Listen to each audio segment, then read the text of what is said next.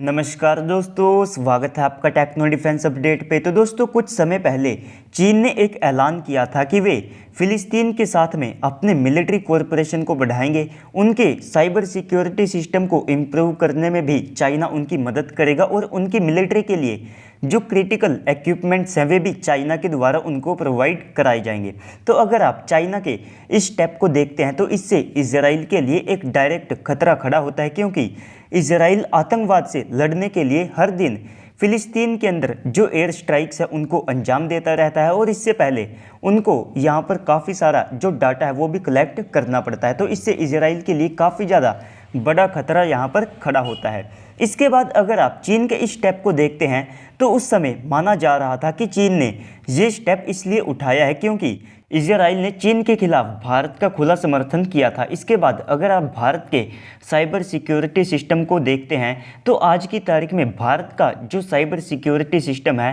वो टॉप 10 में आता है और इसमें भारत का जो स्थान है वो आप सबको 10वां देखने को मिलेगा। लेकिन इसके कंपैरिजन में अगर आप चाइना को देखते हैं तो चाइना इस लिस्ट में 34वें स्थान के ऊपर आता है, यानी कि भारत के मुकाबले चाइना का जो साइबर सिक्योरिटी सिस्टम है वो काफ़ी ज़्यादा वीक है। तो इसमें भारत की सबसे ज़्यादा मदद करने वाला देश भी इजराइल है। तो दोस्तों, अब ये भी समय आ चुका है कि चाइना को एक और जवाब भारत और इजराइल के द्वारा दिया जाए, क्योंकि अब रिपोर्ट्स ऐसी निकल करके आ रही है कि जो वियतनाम है तो वो भारत और इजराइल के द्वारा डेवलप किए गए जो बराक 8 एयर डिफेंस सिस्टम है उसको खरीदने की तैयारी कर चुका है और अगले मंथ उनका एक जो डेलीगेशन है वो इजराइल को विजिट करेगा, जहां पर वे एमआरसैम या फिर जिसे बराक 8 एयर डिफेंस सिस्टम भी कहा जाता है तो उसकी जो कैपेबिलिटीज़ है उसको यहां पर इवेल्युएट किया जाएगा और इस डील के बारे में भी डिस्कस किया जाएगा कि कैसे इसको जल्द से जल्द फाइनल किया जा सकता है। साथ में जो वियतनाम है वो यहाँ पर लगभग 500 मिलियन US$,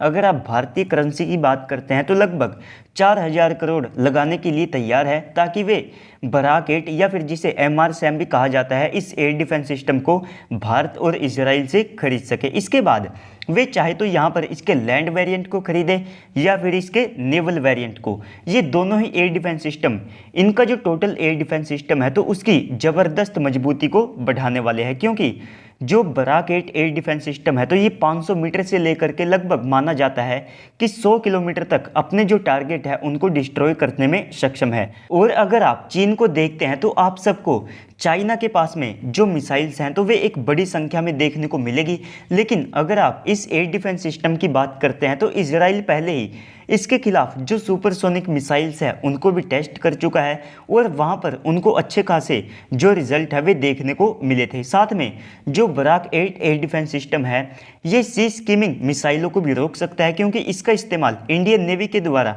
हमारे जो डिस्ट्रॉयर, फ्रिगेट और साथ में कॉर्वेट्स है तो उनके ऊपर भी किया जाता है। यहाँ तक कि हमारा जो पहला स्वदेशी एयरक्राफ्ट कैरियर INS विक्रांत है तो उसके ऊपर भी आप सबको बराक 8 एयर डिफेंस सिस्टम देखने को मिल जाएगा। इसके बाद डेफिनेटली अगर यहाँ पर वियतनाम के द्वारा बराक 8 एयर डिफेंस सिस्टम को खरीदा जाता है तो चीन यहाँ पर 100 बार सोचेगा उनके एयर स्पेस को वायलेंट करने से। साथ में यहाँ पर भारत को ये फायदा होगा कि जैसे चीन यहाँ पर पाकिस्तान को भारत के खिलाफ वेपन्स प्रोवाइड कराता है तो ऐसे में भारत का भी ये एक साफ और क्लियर मैसेज होगा कि चीन के जो दुश्मन है तो उनको भी भारत अपने वेपन्स को प्रोवाइड करा सकता है और उनके साथ जो मिलिट्री कोऑपरेशन है उसको भी और ज़्यादा बढ़ाया जा सकता है। तो दोस्तों, इस पूरी रिपोर्ट को लेकर के आपको क्या लगता है कमेंट सेक्शन में बताइएगा। साथ ही साथ अगर आपको वीडियो अच्छी लगी है तो वीडियो को लाइक कर दीजिएगा और चैनल को भी सब्सक्राइब कर दीजिएगा ताकि आपको ऐसे ही वीडियोस मिलते रहे। तो चलिए दोस्तों, आज की इस वीडियो में इतना ही, मिलते हैं अगली वीडियो में, तब तक के लिए गुड बाय, जय हिंद।